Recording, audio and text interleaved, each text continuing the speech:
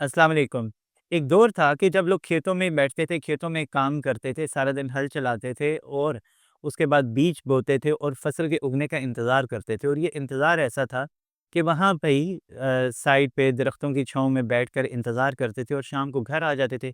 बहुत सुस्त दौर था और आज का दौर बहुत तेज़ दौर है। इसमें अगर आप कोई काम करते हैं तो इसका रिज़ल्ट आपको फ़ौरी चाहिए होता है। हमारे पास आज एक ऐसी शख्सियत मौजूद हैं जिनका नाम है डॉक्टर उस्मान, जो कि चेयरमैन है इस्लामाबाद में institute of health and management sciences के। ये उसी दौर में डेरा गाज़ी ख़ान में, खेतों के दौर में, स्लो दौर में पले-बढ़े, पैदा हुए और वहाँ पे इनका बचपन गुज़रा और इन्होंने कैसे अपने करियर का आगाज़ किया और कैसे एक इंस्टीट्यूट बनाया और उसको कामयाबी के साथ आज भी चला रहे हैं। इनके ज़िंदगी में क्या उतार-चढ़ाव आए, इन्होंने अपने करियर को कैसे शुरू किया, आज हम इनसे बात करेंगे। डॉक्टर साहब अस्सलाम वालेकुम। वालेकुम सलाम। नुमान साहब कैसे हैं आप? अल्हम्दुलिल्लाह, आप कैसे हैं? जी फ़ाइन। डॉक्टर साहब ये बताएँगे कि आपने अपने करियर का आगाज़ कैसे किया? बल्कि आप शुरू यहाँ से करें कि जब स्कूल में पढ़ते थे, तो स्कूल के बाद आपने क्या किया? आप स्कूल तक क्यों पहुँचते हैं? आप मुझसे उससे पीछे का भी हाल पूछे ना तो फिर लग पता जाए आपको। पीछे का हाल क्या था? एक तो आपने वो मंज़रनामा दिखा दिया ना कि पुराने वक़्तों में क्या होता था। दूसरी जब आपने ये बात शुरू की तो मैं उसी दौर में वापस चला गया। मुझे याद है मैं टॉडलर था, बच्चा था, अभी घसीट के चलता था या हल्का-फुल्का ग़ालिबन सारों को हाथ लगा के ही चलता था। उस दौर की बात भी मुझे आज याद आ गई, जब हमारा एक कच्चा घर था। हम घर में दिया जलाते थे। हमारे घर का एक कमरा था गाँव में और उसी एक कमरे में हम, हमारे घरवाले और हमारी बकरी उसी कमरे के अंदर बाँधी जाती थी। रात को सर्दी हुआ करती थी और कभी-कभी हम आग भी जला लिया करते थे। आज भी याद है कि जब घर वाले काम के लिए बाहर चले गए, मैं अकेला लेटा हुआ था। नीचे शायद कोई आग या दिया जल रहा था, तो मेरी रज़ाई को आग लग चुकी थी। जब आग लगी और मैं सो रहा था उस वक़्त, तो मेरी आँख खुल गई। मैं फ़ौरन उठा, चारपाई से नीचे गया और बाहर से मिट्टी उठा-उठा के उस आग पे डाल रहा था। ये किस दौर की बात है? अभी मैं मुश्किल से चल सकता था। उस दौर में मैं आग बुझा रहा था और मेरी ज़िंदगी जो है, वो आग बुझाने में गुज़री है और मुझे बहुत सारी आगों का सामना रहा इस दौरान और मैं ये समझता हूँ कि इस जदीद दौर में आज भी शायद कुदरत ने मेरे ज़िम्मे वही काम लगाया है कि आप आग बुझाएँ। ज़बरदस्त।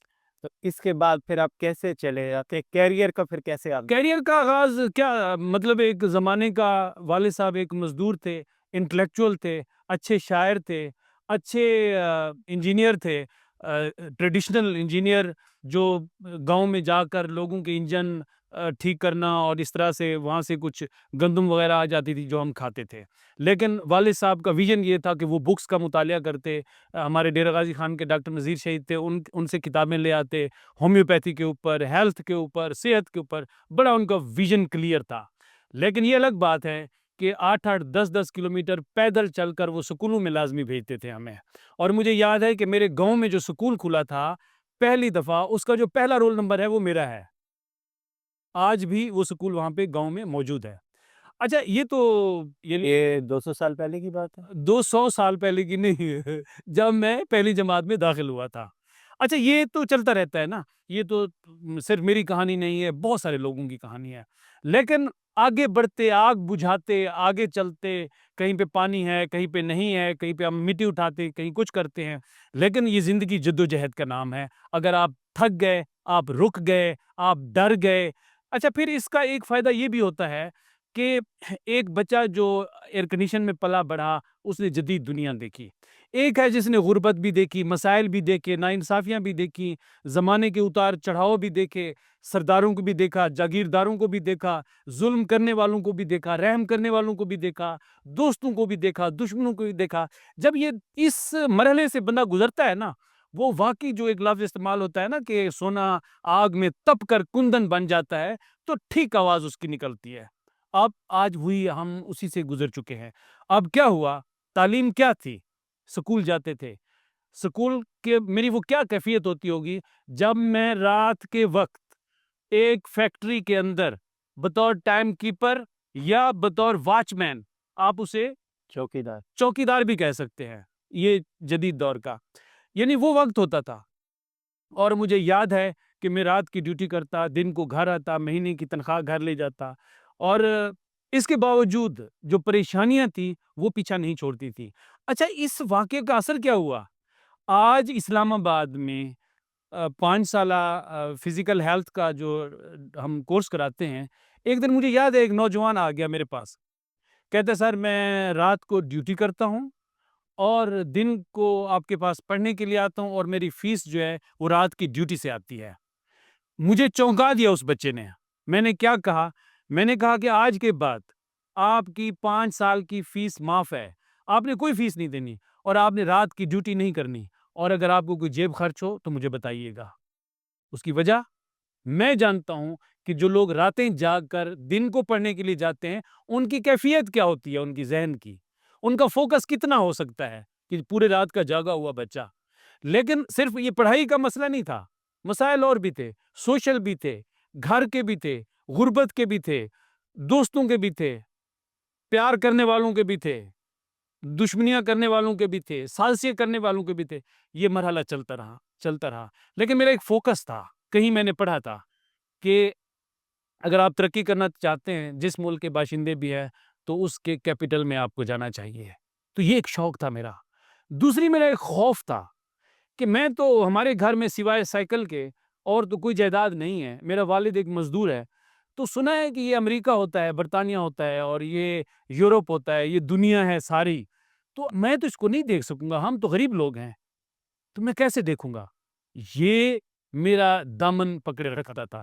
لیکن اس جد و جہد میں قدرت نے یہ مہربانی کی کہ مجھے یورپ نے بلایا، اپنے خرچ کے اوپر، اپنے ویزے بھیج کر، رابطے کر کے میں نے سیلولر نیوٹریشن کے اوپر کام کیا، اور ایک دشمن ملک میں جا کر جھنڈے گاڑ دیے۔ تمام کمپنیوں کو انہوں نے ریجیکٹ کیا، انہوں نے کہا یہ جو made in Pakistan doctor Usman health care solution کی جو پروڈکٹس ہیں، یہ ہماری یورپین سٹینڈرڈ کے مطابق ہیں۔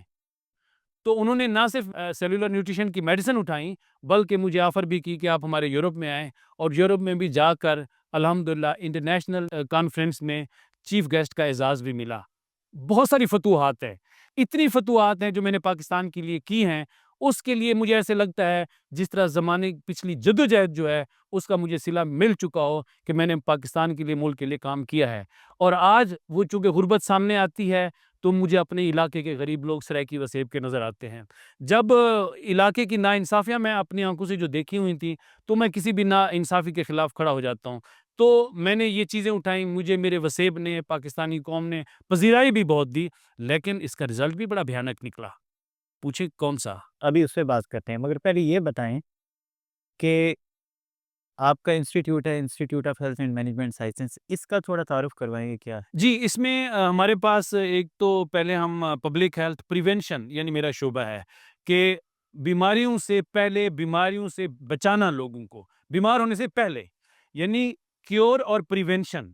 پوری دنیا میں کیور کے اوپر توجہ کم دی جاتی ہے، پریونشن پہ زیادہ۔ تو میں نے یہی کوشش کی کہ پاکستان میں ایک پریونشن کے اوپر، یعنی پبلک ہیلتھ کے اوپر انسٹیٹیوٹ شروع کیا جائے۔ تو ایم فل پبلک ہیلتھ کا میں نے آغاز کیا تھا، اور اس کے بعد ہم نے short courses, capacity building, competency based programmes, online learning اور آن کیمپس۔ اس وقت بھی 5 سالہ فزیکل تھراپی کا پروگرام، میرے اسٹوڈنٹ، میری ٹیم میرے ساتھ ہے، اور اس کے علاوہ میں ایک منسٹری آف ہیلتھ کی یونیورسٹی کو بھی سپورٹ کر رہا ہوں، جس کے ایک بہت بڑی تعداد میڈیکل ڈاکٹروں کی ہے، جن کو ہم پوسٹ گریجویٹ پروگرام کرانے میں اسسٹ کر رہے ہیں۔ آپ نے یہ جو انسٹیٹیوٹ ہے، اس میں کتنے لوگ ہیں جو ابھی تک سرٹیفکیشن یہاں سے لے چکے ہیں؟ اس میں سینکڑوں کی تعداد ہے، کافی لوگ ہیں جو کوالیفائڈ کر لیا انہوں نے، کچھ اس وقت بھی پڑھ رہے ہیں، کچھ چل رہے ہیں، کچھ نئے نئے پروگرام بھی میں لانچ کر رہا ہوں۔ تو یہ ایک سلسلہ ہے جو چل رہا ہے۔ تعلیمی شعبے میں کب سے آپ آئے؟ تعلیمی شعبے میں ہیلتھ ایجوکیشن میرے تھا کہ لوگوں کو بیمار، یا یوں سمجھیں کہ ایک بندہ جو ایک روڈ ہے، اس روڈ میں ایک گڑھا ہے، تو اس گڑھے میں جو بھی گرتا ہے وہ زخمی ہو جاتا ہے۔ تو حکومت یا ادارے یا فلاحی تنظیمیں یہ کرتی ہیں کہ اس گڑھے کے ساتھ ایک ایمرجنسی کوئی کلینک بنایا جائے، تاکہ جو گرے تو اس کی ہم پٹی کریں، اس کو ایکس رے سے علاج کریں، اس کو مفت دوائیاں دیں۔ یہ کیور ہوتا ہے نا. میرا یہ خیال ہے کہ ہم اس گڑھے کو بند کریں. تو اس گڑھے کو بند کرنے کے لیے ایجوکیشن ضروری ہے. آپ نے واچ مین سے اپنے کیریئر کا آغاز کیا، جی. تو پہلا ایجوکیشنل انسٹیٹیوٹ کب اور کیسے بنایا؟ پہلا میں نے ڈیرہ غازی خان میں بنایا تھا، اور اس وقت میری داڑھی مونچھیں ابھی پوری نہیں آئی تھیں، اور مجھے یہ خوف ہوتا تھا کہ میں بطور پرنسپل اس کے اوپر بیٹھا ہوا ہوں تو لوگ کہیں گے اس لڑکے کو کیا پتا. تو مجھے ان دنوں مجبوراً چھوٹی چھوٹی داڑھی آ رہی تھی تو اس کو بھی رکھنا پڑا. لیکن میں نے 3,000 روپے ادھار لے کر اپنا انسٹیٹیوٹ بنایا تھا. صرف 3,000؟ یس، 3,000 ادھار میرے عزیز ہیں انہوں نے دیا تھا مجھے.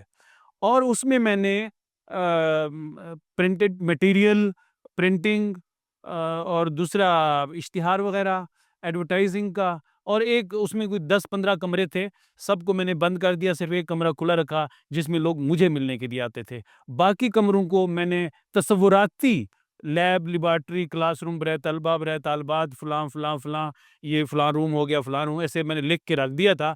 لیکن میں نے کام شروع کر دیا تھا. انسٹیٹیوٹ میں اکیلے بیٹھتے تھے آپ؟ میں بھی بیٹھتا تھا، میرا چھوٹا بھائی بھی ہوتا تھا. ہم تقریباً سٹارٹ اس سے لیا تھا.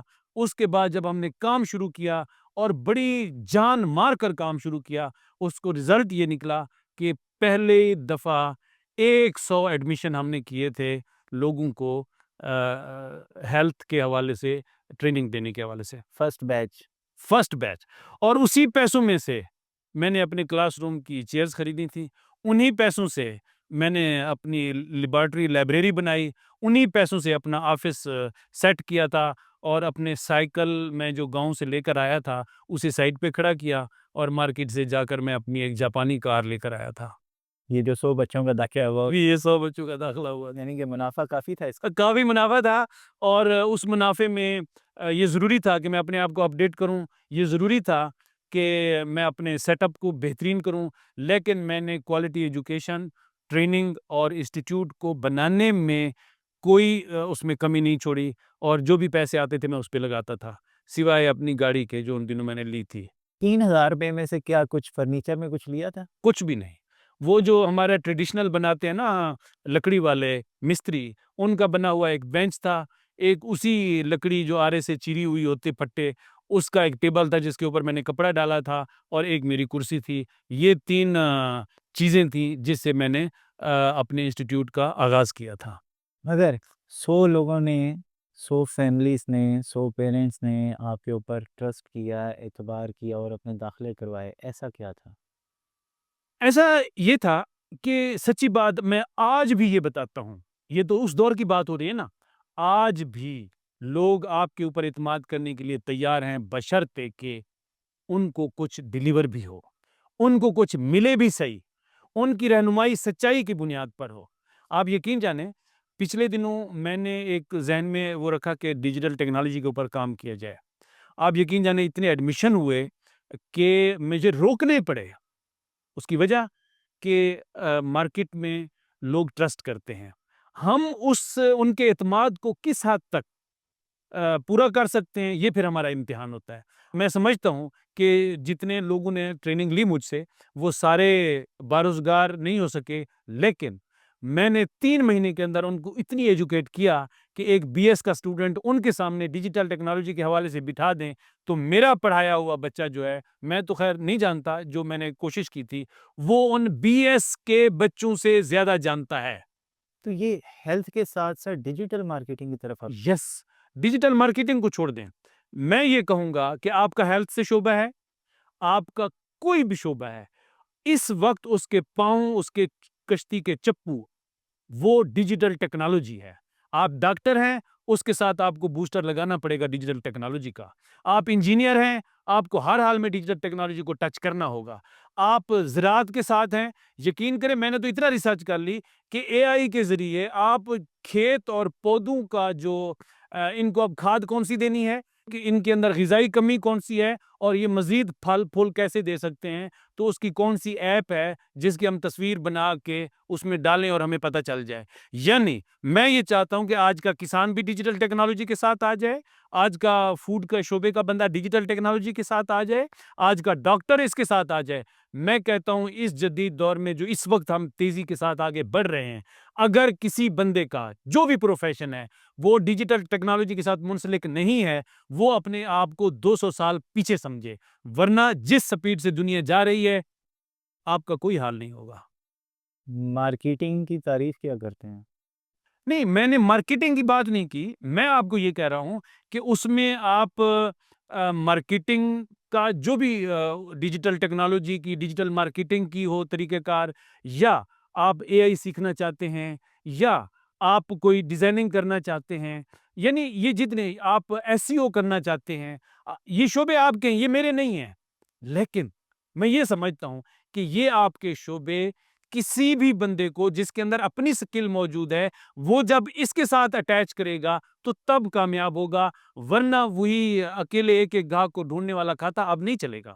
یعنی کہ ڈیجیٹل مارکیٹنگ آپ کو آتی نہیں ہے مگر آپ اس کی ٹریننگ دے رہے ہیں؟ میں نہیں دے رہا، میں تو آپ کو ہائر کرتا ہوں کہ یار اس کو ڈیجیٹل ٹریننگ دو۔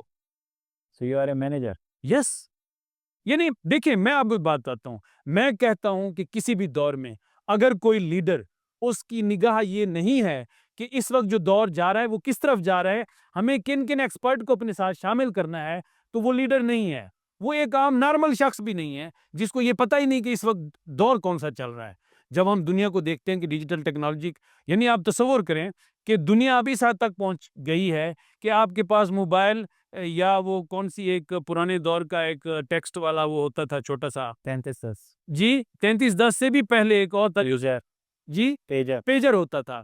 اس وقت اگر آپ کو بقا کی بھی ضرورت ہے تو آپ ڈیجیٹل ٹیکنالوجی پہ آئیں گے، ورنہ دنیا اس وقت یہ کرے گی کہ آپ کا جو موبائل ہے نا آپ کی جیب میں ہے، یہ دھماکہ کر دے گا، آپ کا دشمن آپ کے موبائل کو بھی پھٹار سکتا ہے، تو پھر کیا ہوگا؟ ہم چپ رہے؟ نہیں، ہمیں بھی ڈیجیٹل ٹیکنالوجی میں نہ صرف دنیا کے تھریٹس کو روکنا ہے بلکہ ان سے آگے ترقی کرنی ہے، لیکن ہماری بدقسمتی دیکھیں اس وقت بھی ہمارے پاس انٹرنیٹ نہیں ہے۔ ہماری خوش قسمتی یہ بھی ہے کہ ہم ٹک ٹاک پہ کافی آگے جا رہے ہیں۔ کس پہ؟ ٹک ٹاک پہ۔ ٹک ٹاک پہ جا رہے ہیں ہم، جو بنی بنائی جو ہے، اور اس پہ فضولیات پہ جا رہے ہیں اور لوگ بیٹھے ہیں اس کے اوپر، بھئی اس سے فائدہ ہم نے کیسے حاصل کرنا ہے، اس میں ہم نے اس میں سے ایجوکیشن کیسے لینی ہے۔ آپ یقین جانیں، میں کہتا ہوں کہ اس دور میں دو وجوہات ہو سکتی ہیں کہ آپ غریب ہیں۔ ایک وجہ یہ ہے کہ جو حکومت اس دور میں چاہے گی کہ ہم نے پبلک کو غریب رکھنا ہے، معذرت کے ساتھ وہ قوم غریب رہے گی۔ دوسرا، وہ قوم چاہے گی کہ ہم نے غریب رہنا ہے تو وہ قوم غریب رہے گی۔ کیوں؟ یہ دور وہ آ چکا ہے کہ آپ ہارورڈ یونیورسٹی، آپ بڑی بڑی یونیورسٹیاں جو دنیا میں، وہاں سے بھی ایجوکیشن حاصل کر سکتے ہیں آن لائن، اور اس کا جو کوالٹی ہے وہ اسی طرح ہے کہ وہاں پہ بیٹھ کر تعلیم حاصل کر رہے ہیں۔ یعنی آپ کے پاس ڈیجیٹل ٹیکنالوجی کی تعلیم، آپ کے پاس دنیا کی یونیورسٹیاں، آپ کے پاس مفت ایجوکیشن اس وقت موجود ہے۔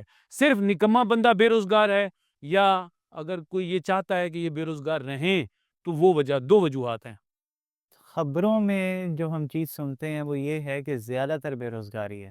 میں یہ سمجھتا ہوں کہ بے روزگاری کو اتنا آسانی سے ختم کیا جا سکتا ہے۔ آج کا نوجوان جو ہے اسی موبائل سے، اسی ڈیجیٹل ٹیکنالوجی سے جو ہے وہ اپنا روزگار کما سکتا ہے۔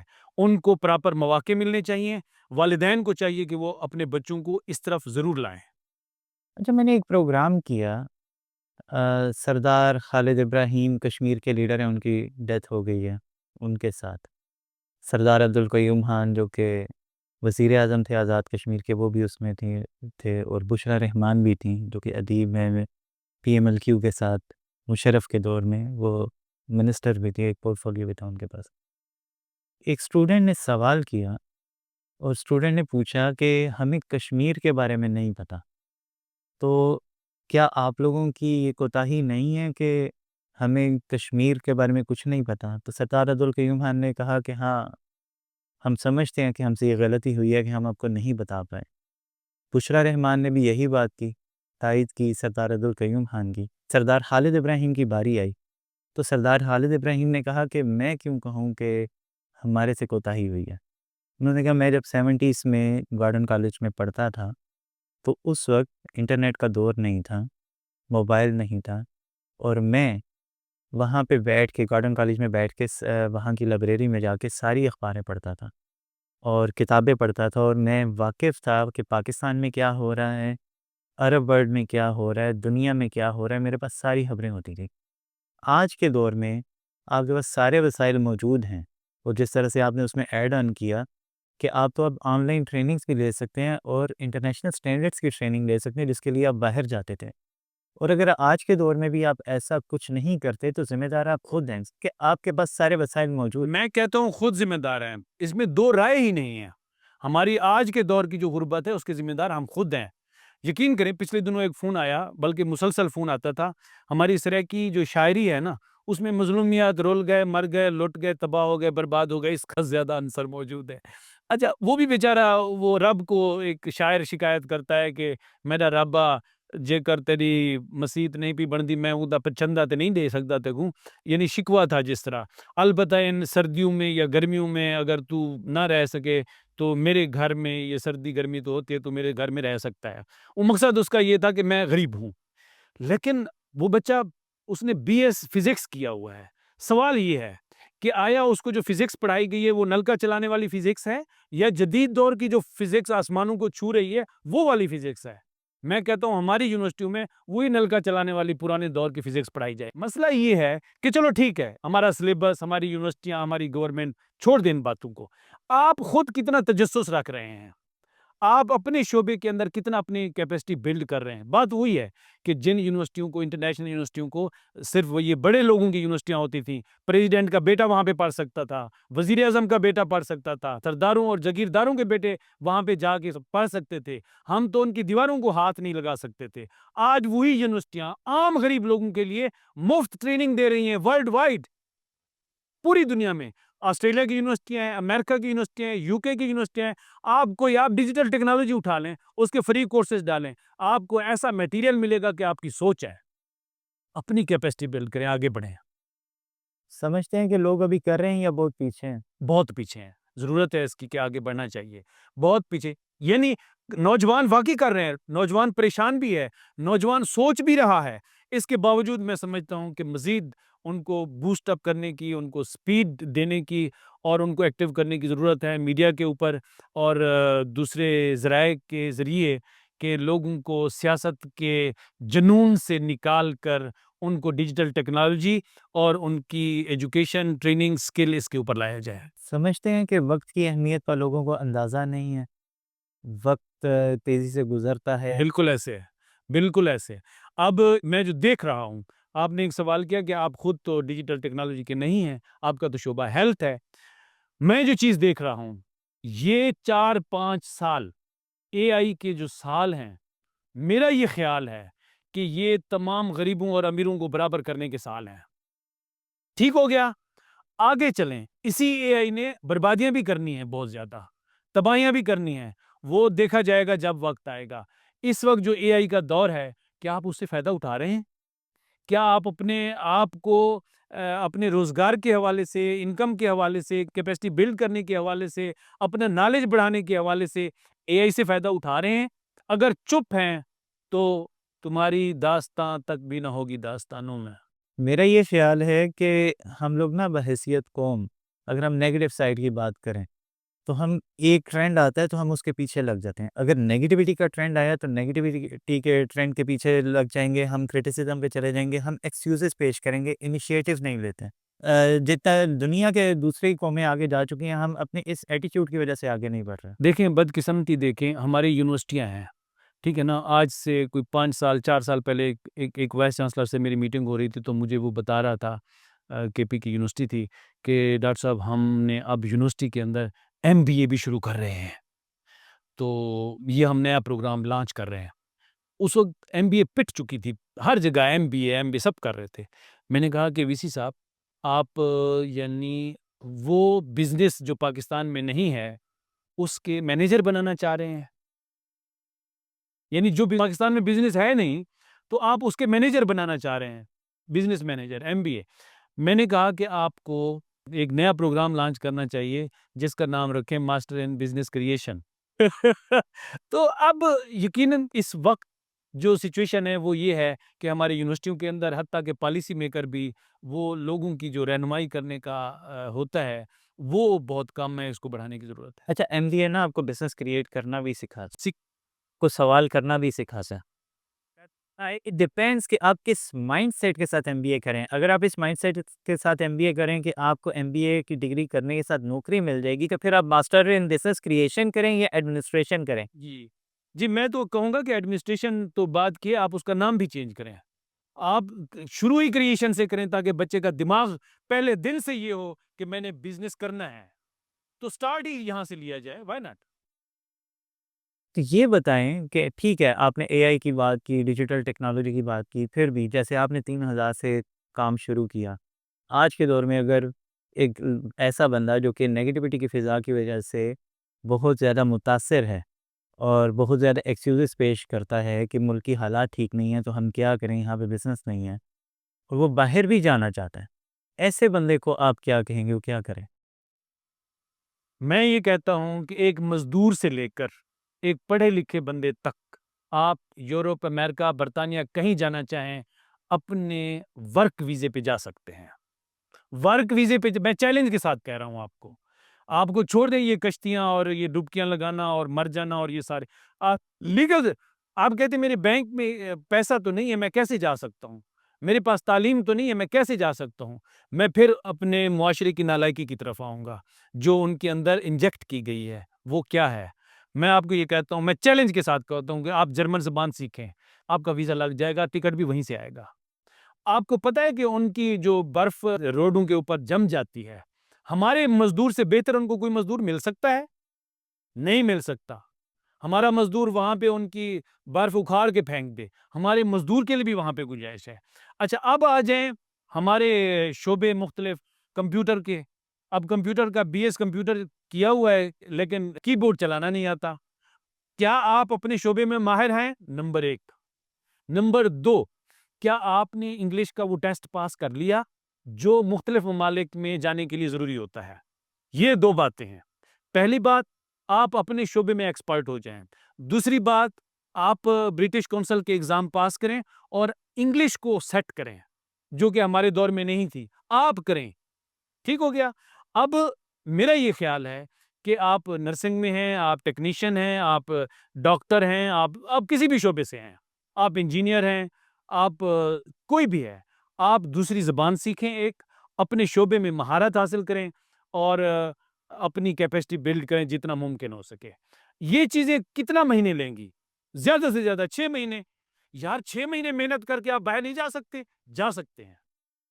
ساری عمر محنت کریں گے مگر وہ 6 مہینے محنت نہیں کریں. نہیں کریں گے. یہ مسئلہ ہے. میں آپ کو ایک بات بتاؤں، میں نئے پروگرام کچھ شروع کر رہا ہوں جن کو جلد اناؤنس کروں گا. نئے پروگرام 2 سال کا، یعنی میٹرک کے بعد پوری دنیا کو اس پروگرام کی ضرورت ہے، پوری دنیا کو. لیکن اس میں ایک اضافی جو ہماری گورنمنٹ کی طرف سے سلیبس نہیں ہے، میں 1-2 سبجیکٹ اس میں اضافی رکھوں گا. صرف ان 2 سبجیکٹس کی وجہ سے وہ جرمنی جانا چاہیں، آسٹریلیا جانا چاہیں، وہ صرف میٹرک کے بعد 2 سال یعنی FSC انہوں نے کرنی ہے. بس آگے 4 سالہ 5 سالے پروگرام لمبا وقت ہے، وقت ہی نہیں ہے، پیسہ بھی نہیں ہے. آپ میٹرک کے بعد FSC کریں. FSC کے اندر میں آپ کو 2 سبجیکٹ ایسے بتاؤں گا جو آپ کر کے کسی بھی ملک میں جانا چاہیں آپ جا سکتے ہیں. تو آپ اس چیز کو پروموٹ کرتے ہیں کہ لوگوں کو باہر جانا چاہیے؟ یس، جانا چاہیے. آپ فلپائن کو دیکھیں، دوسروں کو دیکھیں. دیکھیں جی 2 طریقے ہیں. ایک یہ ہے کہ ہمارا طبقہ باہر جائے، اس میں کوئی حرج نہیں ہے، وہ ڈالر بھیجے گا، پاکستان کی ترقی ہوگی. دوسرا، یہاں پر بیٹھ کر آپ انٹرنیٹ کی فاسٹ سہولت پیدا کر دیں، نوجوان یہیں پہ آپ کو ڈالر کما کے دکھائیں گے. اتنا بھی برا نہیں ہے انٹرنیٹ کو. یار میں نے تو جب بھی دیکھا ہے گھوم ہی رہا ہوتا ہے ہر وقت.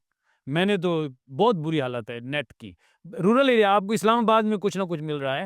آپ یقین جانے جتنی نیٹ فراہم کرنے والی کمپنیاں ہیں یا یہ ٹیلی فون اپنا سیل فون کی یہ جتنے بھی ادارے ہیں، سب کے سب نیٹ ہی نہیں ہے. پاکستان میں نیٹ بڑا سلو ہے، اس کو فاسٹ کرنے کی ضرورت ہے. تو چلیں پھر اس پہ بات کرتے ہیں کہ پاکستان میں نیٹ نہیں ہے. دنیا میں ڈیجیٹل ٹیکنالوجی ہے، ڈیجیٹل ورلڈ آگے تیزی سے جا رہی ہے. پاکستان میں نہیں ہے، اب ہم نے پاکستان میں رہنا ہے، اب کیا کریں؟ انٹرنیٹ تو نہیں ہے۔ دیکھیں میں یہ کہتا ہوں کہ آپ کے پاس ایک روٹی ہے، آپ کے پاس آدھی روٹی ہے، آپ کے پاس چوتھائی ہے، آپ کے پاس کچھ بھی ہے، جو کچھ ہے اس کو یوٹیلائز کریں، یہ میرا مین ہے۔ یہ جنہوں نے انٹرنیٹ فاسٹ دینا ہے وہ تو میرا ان کے لیے پیغام ہو گیا۔ جو دوسرا آپ کا سوال ہے وہ میں پبلک کو یہ کہوں گا کہ جو وسائل موجود ہیں، آپ گاؤں میں ہیں، آپ کے پاس انٹرنیٹ نہیں ہے، آپ بھاگیں شہر میں اپنے کسی دوست کی بیٹھک پر، اسے کہیں یار آپ نے لگوایا ہوا ہے کچھ مجھے چاہیے۔ یعنی میں کہتا ہوں کہ آپ کے اندر اگر کرنٹ ہے، آپ وہ جگہ ڈھونڈ لیں گے جہاں پہ آپ کو کچھ نہ کچھ نیٹ ملے گا اور پھر آگے آپ کام کریں۔ سارے تو نہیں شہر میں بھاگ سکتے نا، کچھ نے دیہات میں بھی رہنا ہے۔ ہاں دیہات میں بھی رہنا ہے۔ میں نے پچھلے دنوں ایک ایکسپرٹ کو سنا، فون کیا مجھے اس نے، وہ کہتا ہے میں لاہور سے اپنے گاؤں آ گیا ہوں تو یہاں پہ بیٹھ کے دنیا بھر کا کام کر رہا ہوں۔ تو میں نے کہا کہ آپ کے گاؤں میں تو نیٹ نہیں ہے؟ کہتے جی وہ میں نے شہر میں ایک بوسٹر لگایا ہوا ہے نیٹ کا، اور ایک میں نے اپنے گھر کی چھت پہ، تو وہ ان کا آپس میں کنیکشن ہوتا ہے تو میرا نیٹ تیز ہو جاتا ہے۔ یعنی جہاں پہ ول ہے نا وہاں پہ وے ہے۔ میرا سوال یہ ہے کہ کسی کے پاس انٹرنیٹ نہیں ہے یا وہ اس طرف جانا ہی نہیں چاہتا، وہ کیا کریں؟ دیکھیں آپ گھوڑے کو پانی تک لے کے آ سکتے ہیں، گھوڑے کو پانی پلانے پہ مجبور نہیں کر سکتے۔ اگر یہ کہے کہ میں نے کچھ نہیں کرنا، آپ کسی نشائی کا لے لیں یا کسی کا دماغ کنویں کا مینڈک ہے، آپ اس کو دریا کا جتنا تحقیق بتائیں، جتنا موٹیویٹ کریں، اس نے کنویں کا ہی انتخاب کرنا ہے اور اس کو مزہ ہی کنویں میں آئے گا۔ وہ دریا میں شاید اس کو مزہ ہی نہیں آئے کیونکہ وہ وہاں کا عادی ہو چکا ہے اس ماحول کا۔ اچھا، ایسے لوگوں کے بارے میں آپ کیا کہیں گے؟ ہم نیگیٹو اور پازیٹیو دونوں ایسپیکٹس کے اوپر ڈسکشن کر رہے ہیں، جی اور میرا خیال ہے دونوں پہ ہی بات کرنی چاہیے، نہیں ضروری کہ آپ صرف پازیٹیو پہ بات کریں اور نہ ہی آپ صرف نیگیٹو پہ بات کریں۔ کچھ ایسے لوگ ہیں جو ٹک ٹاک پہ، فیس بک پہ ویڈیوز بہت زیادہ دیکھتے ہیں، سوشل میڈیا کو بہت زیادہ یوز کرتے ہیں، شام کے ٹائم جب محفل میں اکٹھے بیٹھتے ہیں، ایون سارا دن بھی بیٹھتے ہیں، تو سیاسی معاملات کے اوپر بحث کرتے رہتے ہیں۔ ان کے بارے میں ان کو کیا کہنا چاہیں گے؟ کوئی نصیحت کرنا چاہیں گے؟ سر جی، میں صرف ان لوگوں کو نصیحت نہیں کروں گا، میں آپ کے فیصلہ سازوں کو، آپ کو بھی، جو آپ میڈیا والے لوگ ہیں، جو جن کے پاس ٹی وی جن کے ہاتھ میں ہے، ان کی بات کر رہا ہوں۔ ظلم دیکھیں، آپ سی این این لگا لیں، آپ بی بی سی لگا لیں، آپ کو تھوڑی چند لمحے سیاست دکھائیں گے، چند لمحے آپ کو ڈیجیٹل ٹیکنالوجی دکھائیں گے، چند لمحے فلاں چیز فلاں چیز فلاں چیز فلاں چیز، آپ کو پوری سیاحت بھی کرائیں گے، آپ کو ٹورزم بھی دکھائیں گے، یعنی آپ کا ذہن کبھی سٹریس والا نہیں ہوگا۔ ہمارے ہاں سوائے سیاست کے ٹیلی ویژن کے اوپر اور کوئی یعنی دوسرا ان کے پاس ٹاپک ہی نہیں ہے، اور وہ بھی یا بریکنگ نیوز، بریکنگ نیوز۔ اچھا، اب ان چیزوں سے پہلے تو اس مین سٹریم میڈیا کو اپنی پالیسی چینج کرنی چاہیے کہ یار قوم کے دماغوں پر رحم کریں ہم، نمبر ایک۔ نمبر دو، سوشل میڈیا ہو یا مین سٹریم میڈیا ہو، دیکھیں اب لوگ واہیات چیزوں میں، فضولیات میں، سیاست میں دن رات بیٹھے، اس نے یہ کہا، اس نے یہ کہا، اس نے یہ کہا، اس نے یہ کہا، اس نے صحیح ان کا بجایا ہے، ٹھوکا ہے، یہ کیا ہے، بس اس پہ لوگ بیٹھے ہیں۔ اچھا، اب یا میوزک دیکھ رہے ہیں مسلسل، اگر وہ دکھا رہے ہیں جو لوگ دیکھنا چاہتے ہیں نا۔ وہی تو ہے نا۔ میں آپ کسی کو کسی چیز کا ایڈکٹ کر دیں، ٹھیک ہے نا، آپ ٹھا پھا کا ایڈکٹ کر دیں، آپ لڑائی کا ایڈکٹ کر دیں، وہ ایڈکشن آپ انجیکٹ کر چکے ہیں ان لوگوں میں۔ مگر جو ٹیلی ویژن چینلز ہیں نا، وہ بزنس مین کے ہاتھ میں ہے، بزنس مین کو پیسہ بنانا ہے، اس کو اس سے غرض نہیں ہے کہ اس نے اس کا ایجوکیشنل چیز سے یہ کہتا ہوں کہ میں ایک تھوڑا سا، آپ لبرل کہہ لیں یا کچھ کہہ لیں، میں کہتا ہوں کہ آپ میوزک بھی سنیں، آپ شاعری بھی سنیں، آپ ادب بھی سنیں، یہ انسان کو تھوڑا سا نیوٹرل اور نارمل رکھتی ہے۔ لیکن یہ کتنا ہو فنون لطیفہ، کتنا ہونا چاہیے؟ یہ ہونا چاہیے آٹے میں نمک کے برابر۔ بدقسمتی دیکھیں ہمارے سوشل میڈیا کے اوپر، ٹک ٹاک کے اوپر، فیس بک کے اوپر، فنون لطیفہ کی جو صورتحال ہے وہ آٹے جتنی ہے، اگر کام کی کوئی چیز آپ کے پاس آئے گی تو وہ نمک جتنی ہے۔ تو میں یہ کہتا ہوں، یہ گپ شپ، مزاح، ادب، میوزک، ڈانس، یہ ساری چیزیں میں خود بھی دیکھتا ہوں، تو یہ نمک جتنی ہونی چاہیے، ٹھیک ہے؟ جو آٹا ہے وہ آپ کا ترقی کے لیے ہو، آپ کی ٹریننگ کے لیے ہو، آپ کے ویل بینگ کے لیے ہو، آپ کے لیے، آپ کے معاشرے کو ترقی دینے کے لیے ہو۔ اچھا، پھر الگوریدم کہتے ہیں، کیا کہتے ہیں، جس چیز کو آپ نے پسند کیا وہ وہی دکھاتا چلا جا رہا ہے، دکھاتا چلا رہا ہے۔ دکھاتا چلا جا رہا ہے. اب اسی پہ سیاست ہو رہی ہے, اسی کے اوپر میوزک چل رہا ہے, اسی کے اوپر واہیات فلمیں آ رہی ہیں, ٹیکسٹ آ رہے ہیں, یہ سارا کچھ ہو رہا ہے. آپ نے جس چیز کو پسند کیا انہوں نے وہی دکھانا شروع کر دیا. اب میں پبلک کو کہوں گا, آپ یقین جانیں میرے مزاج کے خلاف کوئی آئے میں اس کو بلاک کرتا ہوں باقاعدہ, تاکہ دوبارہ یہ الگوریدم مجھے اس طرح کی چیز نہ بھیجے. ایجوکیشن کی ٹیکنالوجی کی بھیجے, ہیلتھ کی بھیجے, پبلک ہیلتھ کی بھیجے, پریونشن کے اوپر بھیجے, تو وہ ٹھیک ہے. اور یہ سارا مواد موجود ہے. بلاک کرنے کے لیے شعور چاہیے اور ہمارے لوگ کہتے ہیں ہم میں کافی شعور آ چکا ہے. اصل میں یہی سب سے بڑی بے شعوری ہے کہ جب آپ کہتے ہیں کہ میرے اندر شعور آ چکا ہے. بدقسمتی دیکھیں, ہمیں سوشل میڈیا چلا رہا ہے اور ہم اس کے کہنے پہ چل رہے ہیں, یعنی ہمیں استعمال کیا جا رہا ہے. یار کسی بھی انسان کی خودداری اور غیرت کے خلاف, اس کی جرت اور بہادری کے خلاف یہ کتنی بڑی بات ہے کہ آپ کو کوئی اور بندہ چلا رہا ہے, سوشل میڈیا ہمیں چلا رہا ہے. یہ تو بھیڑ بکریاں ہو گئے نا, ہمیں ہانکا جا رہا ہے گدھوں کی طرح. یہ تو غلط ہو گیا نا. میں یہ کہتا ہوں کہ نہیں, جس طرح تم مجھے چلانا چاہتے ہو نا, میں ایسے نہیں چلوں گا, میں اپنے طریقے سے چلوں. یہ تو آپ ایکسٹرا شعور کی بات کر رہے ہیں, شعور کی بات حقیقت ہے. یار اس کا بیسک شعور بھی آ جائے نا, کافی فائدہ ہوگا. اچھا میں اس میں نا آپ کو ایک چیز بتاتا ہوں, بینگ اے میڈیا پرسن. جب پاکستان ٹیلی ویژن کا دور تھا نا, تو نیشن بلڈنگ کا ٹائم پیریڈ تھا, کیونکہ وہ اسٹیٹ رن ٹیلی ویژن انسٹیٹیوشن تھا. اور وہاں پہ جو لوگ تھے, جو پائنیئرس تھے, پڑھے لکھے لوگ تھے. یہ نہیں, ایسا نہیں کہ آج کے لوگ پڑھے لکھے نہیں ہیں, مگر وہ نا قوموں کو بنانے کی طرف چلتے تھے. اس وقت کی پروگرامنگ دیکھیں, ضیاء محی الدین, اشفاق احمد جیسے لوگ, معین اختر جیسے لوگ مزاح بھی کرتے تھے تو کوالٹی کا مزاح کرتے تھے, انفارمیشن دیتے تھے تو وہ جو چاہیے ہوتی ہے. اور وہ پروگرام نہیں دکھایا جاتا تھا جو لوگ دیکھنا چاہتے ہیں, بلکہ وہ دکھایا جاتا تھا جو کہ دیکھنا چاہیے. اور جو پرائیویٹ ٹیلی ویژن چینلز کا دور آیا ہے, تو اس میں آپ کو ذاتی طور پہ اپنا ایکسپیرینس بتاتا ہوں. لاہور میں ایک ٹیکسٹائل مل کے اونر ہیں, میں نام نہیں لیتا, انہوں نے ایک ٹیلی ویژن چینل لیا. پروگرام کی پریزنٹیشن ان کو دینے کے لیے گیا کہ مجھے 1 گھنٹے کی سلاٹ چاہیے آپ کے چینل پہ, اور میرے ساتھ آپ کولیبوریٹ کریں. So he was interested in it. جب میں نے ان کو پریزنٹیشن دی تو اس میں جو پہلی لائن تھی نا, تو میں نے اس میں کہا کہ ٹیلی ویژن چینل کا کام ہے لوگوں کو ایجوکیٹ کرے. تو انہوں نے مجھے وہاں پہ ہی ٹوک دیا. انہوں نے کہا میں یہاں پہ پیسہ کمانے کے لیے بیٹھا ہوں, ایجوکیٹ کرنے کے لیے نہیں بیٹھا. آپ مجھے وہ بتائیں کہ میں پیسہ کیسے کما سکتا ہوں.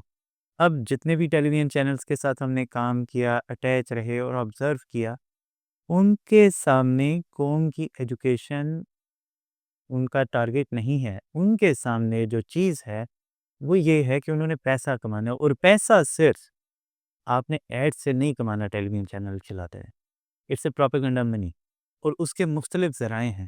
وہ کہاں کہاں سے آتا ہے, وہ وہاں سے پیسے لے کے اس کو چلاتے ہیں.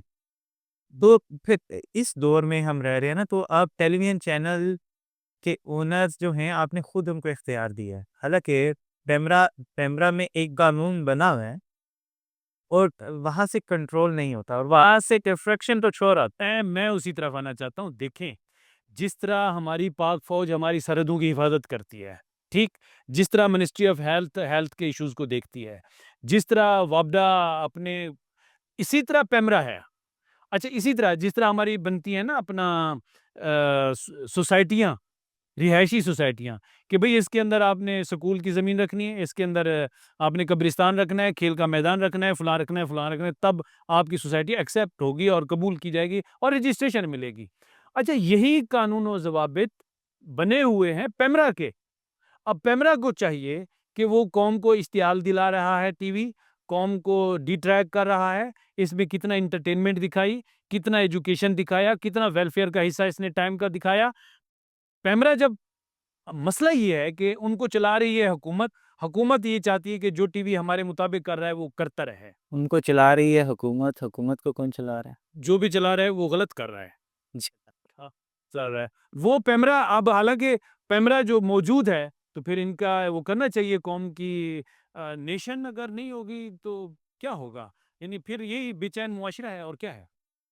میرے خیال میں لوگوں کو خود سے اویئرنیس کی طرف آنا ہوگا, اور اپنے آپ کو اس دھوکے سے نکالنا ہوگا کہ وہ باشعور ہیں. باشعور انہوں نے ثابت کرنا ہوگا.